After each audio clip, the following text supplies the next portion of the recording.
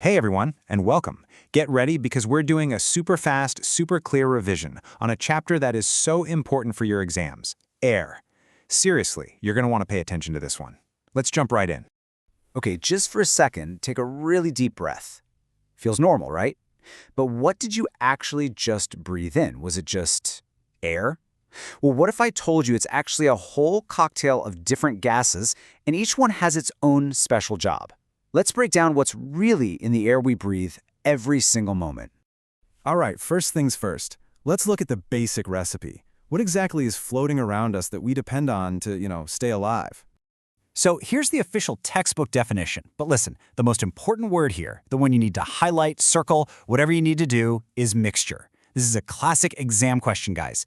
Air is not a single thing. It's a bunch of gases just hanging out together, not chemically stuck. Think of it like a bowl of Rojak. All the ingredients are mixed up, but a cucumber is still a cucumber, right?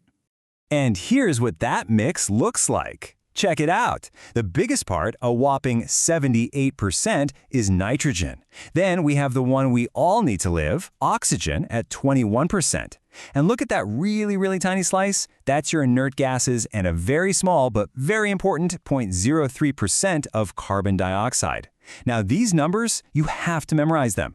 Trust me, they come out in exams all the time. Now this slide right here clears up a super common mistake students make. Why is air a mixture and not a compound? It's simple, really.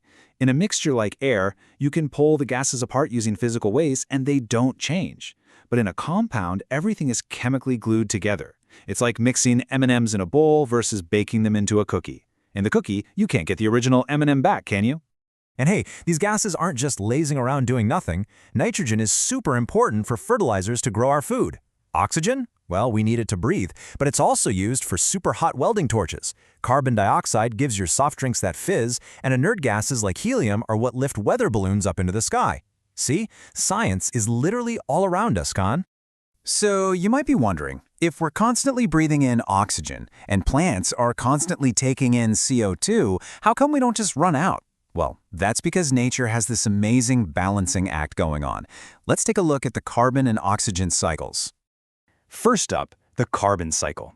The easiest way to think about this is like nature's very own recycling program. So plants take in the CO2, then animals come along and eat the plants, and finally, through breathing, when things decompose, or when we burn fuels, that CO2 gets released right back out, ready to start the whole cycle again. Cool, right? And on the other side, you've got the oxygen cycle. We use up oxygen for basically everything. Breathing, burning stuff, even when metal rusts. So where does the new oxygen come from? Now listen very carefully because this is a key exam point. Photosynthesis by our amazing green plants is the only natural way that oxygen gets put back into the air. That's it. Just that one process. And this brings us to a classic KBAT question. One of those higher order thinking questions. Why is cutting down forests so bad for the air? To get full marks, you have to explain it properly. It's actually simple. Fewer trees mean less photosynthesis. Less photosynthesis means less carbon dioxide gets taken out of the air. So the CO2 just builds up. That's the perfect answer. Okay, let's switch gears to something a little more exciting. Combustion, which is basically the science of fire. It's a super fast chemical reaction with, you guessed it, oxygen from the air. This is what happens when things get a little out of balance. To understand fire, you just need to remember one simple thing, the fire triangle. You need all three sides for a fire to start and keep on burning. You need fuel, something to burn. You need oxygen from the air. And you need heat, something to start it all. Take away just one of these and poof, the fire is gone.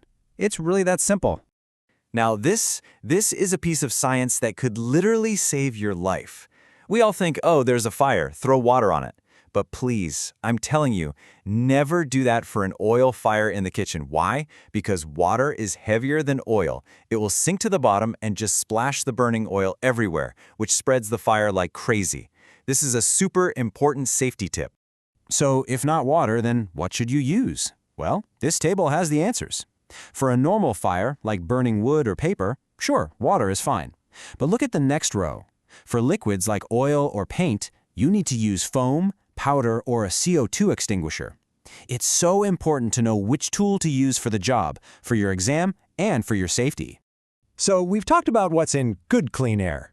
But what happens when the air goes bad? We're talking about air pollution, something we all know about, especially when the haze season comes around. You've probably heard about the API, or the Air Pollutant Index, on the news. This chart just breaks it down for you. See that part that says unhealthy? That's when the number goes over 100. That's the point where you might get a message that school is closed, or that you should wear a mask if you go outside, because the air itself can make you sick. And what makes the API so high? Well, it's these nasty pollutants. Let's look at the main troublemakers. You've got carbon monoxide from cars, which is actually poisonous. Then there's sulfur dioxide from factories, which can cause acid rain. And of course, you've heard of CFCs from old spray cans and air conditioners, right? They're the ones that damage our ozone layer. Okay, that all sounds pretty serious, I know. But don't worry, it's not all bad news. For our last section, let's look at the positive side. What we can actually do to fix this and protect our air. Protecting our air is a total team effort, you know? It starts from the top, with the government making stricter laws. Then technology helps, with things like catalytic converters in our cars. But it also comes down to us. Education is key, so everyone knows what's going on, and our own actions, like planting trees, and please, no more open burning in the backyard. And before we finish, let's just circle back to one fundamental fact. 1/5. Remember that experiment in the lab with the candle in the water? It proved that oxygen, the gas for fire, the gas for life, makes up about 1/5, or 20% of the air. It's just a simple number, but it really shows you how precious and how finely balanced everything is. So, that's our quick explainer on air. I'll leave you with this one last thought. It's one thing to learn about all these problems, but it's way more powerful to be part of the solution. So what's one simple change you can make this week to help protect our air? Just think about it. All right, all the best with your studies, and I'll see you in the next one. Take care.